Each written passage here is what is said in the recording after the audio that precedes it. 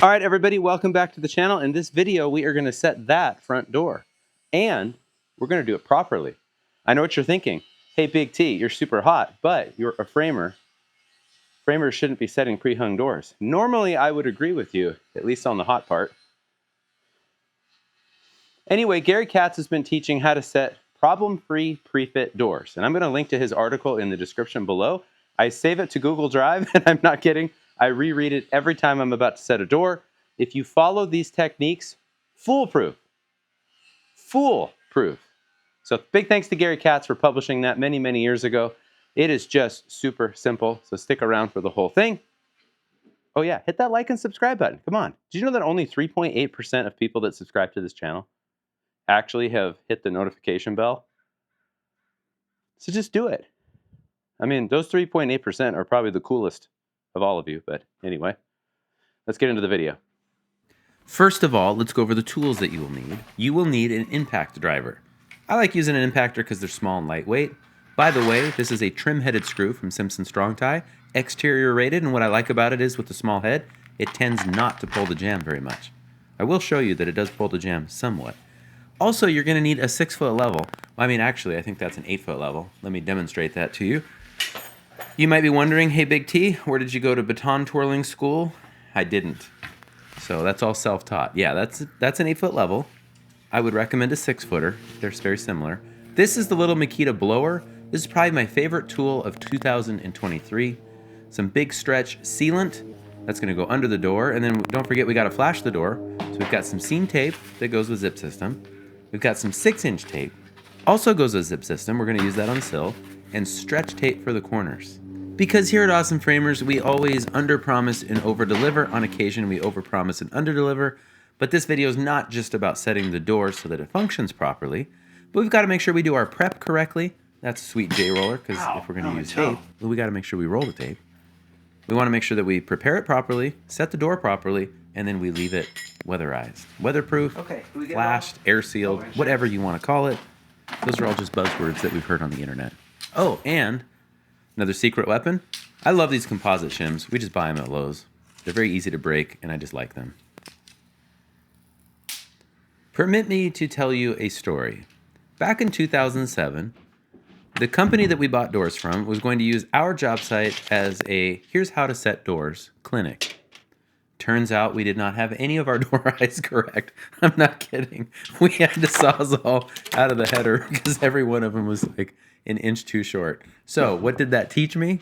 That taught me measure your door and just double check before you really get into it that the door opening is the correct size.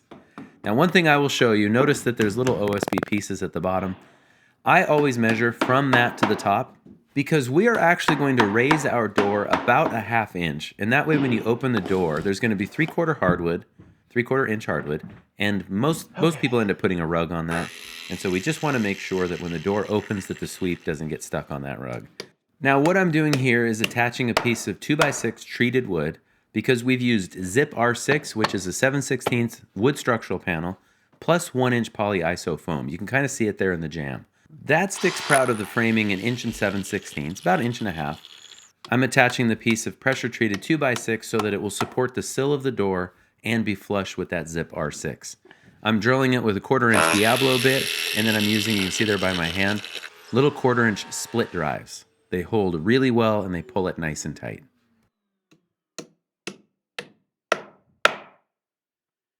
Okey-doke.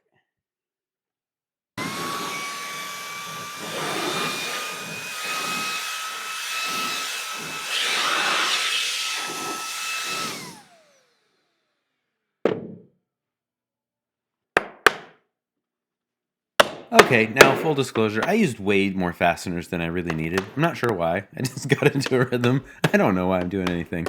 This is a piece of LP Smart Side. It's actually their expert. We got it, we got it, we got it. We got it. It's the expert finish, so it's a factory applied finish. I went ahead and put that face down because I'm going to tape the sill. I want it to stick to that OSB pretty well. Yeah, I do way too many nails. What's underneath that Advantech subfloor is mud sill. So there is solid backing there. You can see other videos on the channel that kind of explain the floor system. Anyway, I don't know. I guess when you pay that amount of money for a hammer, you just got to use it all the time. Those blocks, by the way, are just there so I can push the frame of the door against it, and it'll make more sense here in just a minute. How I'm going to flash the sill pan is with a 6-inch piece of the Zip System tape. This is like the 6-inch window flashing tape. I'm going to go ahead and just put half on the sill, and then I'm going to fold the other half over that treated. And then I'm going to put pieces of 1-foot pieces, specifically, of stretch tape in the corners. I didn't do that great of a job on this corner. It's okay. It doesn't, just those are not the droids you're looking for. Here's another piece. I will do a much better job on this one, I promise. This is just a way to save money. The stretch tape is quite expensive, as it should be. It works really well. So then just get smart about where you use it. Use it where you need it in a 1-piece corner. The stretch sticks to the zip really well. It sticks to the zip tape really well. And as always, if you're going to use these acrylic tapes, you got to make sure that you roll the tape. And it really does matter. If you're going to do it right. If you want to try it for yourself, put a piece on that you smooth with your hand, put a piece on that you roll. Come back a week later and you'll see the difference. Now I'm going to go ahead and put a very thick bead of big stretch because I'm going to set the door into this. I am not at all worried about weather because the patio is going to be poured below the grade of the door threshold, and we're under 7 feet of overhang, and we're on the leeward side of the house. So what's the point of the caulking?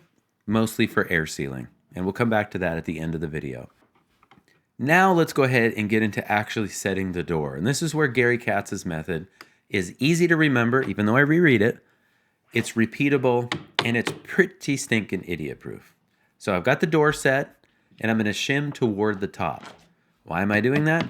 At this stage, it's just so the door doesn't fall on me when I open it.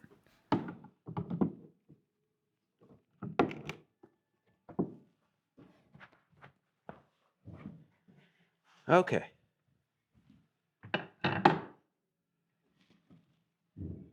The bottom could come that way just a hair.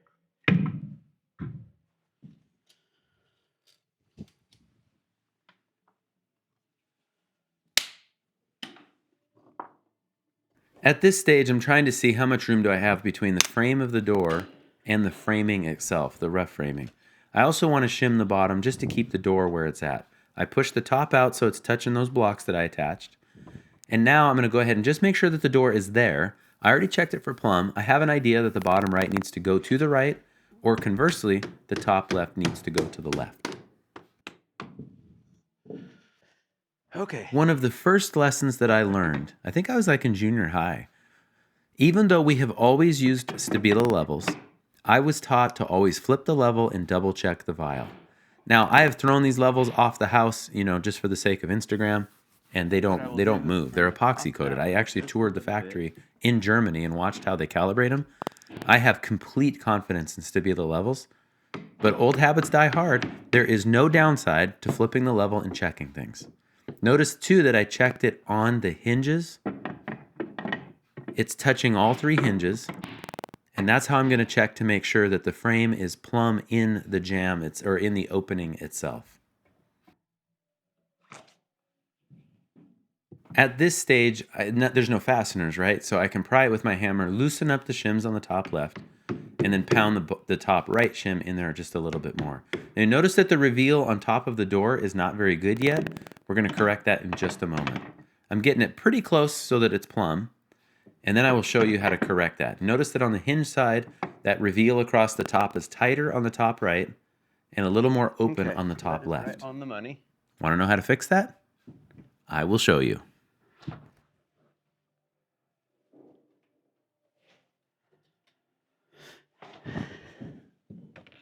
The easy way to fix that is just to shim the side that's tighter. We're going to raise that and what that will do is increase the reveal. So I'm just going to pry it with my hammer, just barely. You can see that shim's just barely on there. Now that reveal across the top is the same. We're still plumb because those upper shims haven't moved. So now what I'm going to do is I'm going to drive one of those trim-headed screws just below those shims, not through the shim, but below the shim, and that way we have the option of adjusting as we go. So screw number 1 is in the top on the hinge side, at the very top. Number 2 is just below those shims on the strike side at the top. And remember, both of them are touching those blocks, meaning that they're in plane with the wall. Now I'm going to go ahead and I'm going to plumb the hinges, and I'm going to move that door until it's plumb, perpendicular to the hinges.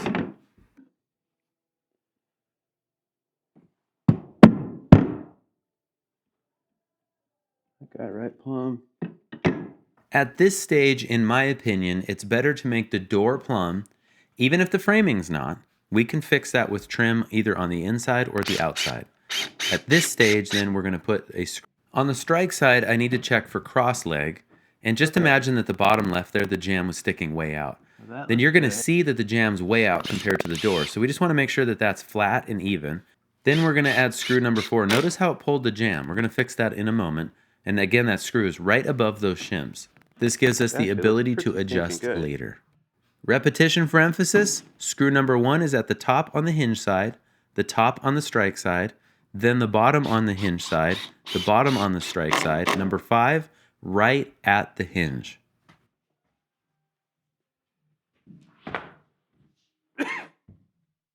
Now we're just going to adjust things to make those reveals look better. So I'm going to go ahead and I'm going to put a shim right above that screw. And that opens up, it was a little tight to the framing. That's going to open it up just a little bit. And then I'm going to put a shim right below the hinge. And essentially what that's going to do is even out the reveal between the top and center hinge. Now at this stage though, I just chose to leave that where it's at. And I chose to address the strike side. And I'm going to start in the middle. And I'm going to shim it until that reveal at the middle, at the top, and at the bottom is about the same. And then I'll go in between each of those to even it out. Again, notice that the screw is just below the shims. Okay.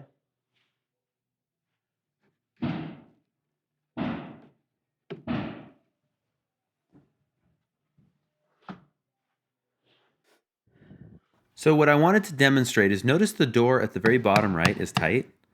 If I put a shim just above that bottom hinge, and in this case, watch what happens when I put my chisel and I move it. Notice that it evens out the reveal on the right without binding on the left. So what I'm going to do then is I'm going to put this shim just above the hinge. Now watch how it evens out the reveal on the right. Also check on the left, we did not get too tight.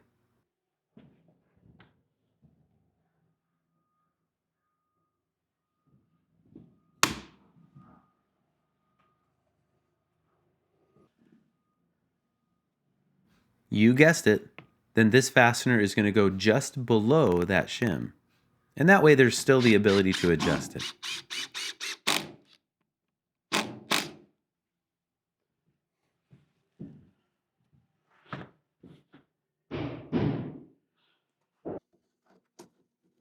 On the strike side, we're just going to go ahead and put a couple of shims in the middle. We're going to put a screw just below that behind the weather strip, and that's going to keep the strike side jamb nice and straight. You can see this really is idiot-proof.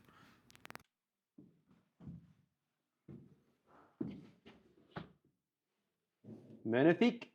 Magnifique. Then from the outside, I'm going to split the jamb with the seam tape. I'm going to do it on the left, on the bottom, and then on the top. That's going to help us air seal. And then, of course, if we're going to use acrylic tapes, we're going to always roll them. By splitting the jamb, I know that the tape is not going to show when we go to trim the exterior. And we're going to, of course, caulk that joint for painting. And then there it is. We have a door that's going to function for years to come. We've prepped the sill, and we've weatherproofed it. It's that simple. It is that simple.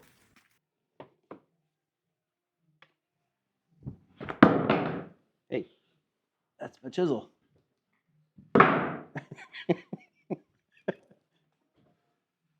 Okay, one last thing before we end this video. First of all, I really do appreciate everybody that follows along. I mentioned Gary Katz earlier in the video and throughout the video. Go check out his website below. Gary, I started taking classes from Gary back in 2001, I believe it was, at JLC Live in Las Vegas. Way back. One of the original JLC Live crew members, Mike Girton, Rick Arnold, Mike Slogat, Gary Katz. Reading his articles and books before that. So part of the reason I do this channel, I put the work into it, is essentially to pay homage to guys like Gary. They did so much to teach people my age and younger that I feel like it's incumbent upon me to take whatever I've learned, even if it's the wrong stuff, put it out there so people can learn from it. And that really is just paying forward what Gary and the others have done. Maybe you should consider doing the same thing. I don't know. Who knows? It's a lot easier nowadays. All of us can record content. It was a lot harder when Gary started. Film crews, etc. Anyway, so big thank you to Gary for all the education you've put out there all these years. And for me personally, for the time you spent teaching me some photography back in the day. What was that, 2007 International Builder Show? Got to spend time with Gary and started my love of photography. So thank you, Gary, for all that you've done for us. For the rest of you, man, hit that notification bell. Come on, just do it already. Oh, and one last thing, second last thing. We're going to do a future video on this, so stay tuned. This is treated LVL by PWT. Every strand of the LVL or every layer is treated so that we can use them for deck joists. I think, well, this guy here is a big 31 foot, 3.5 by 9.5. It's going to hold up our deck. And we've also got some material in there for deck ledgers. So stay tuned for that. I don't know when we're going to get to it, probably in the next month. And I might see some of you at JLC Live or at IBS in just a couple of weeks, the International Builder Show. I do go to the other conference, though. So anyway, thank you very much for watching.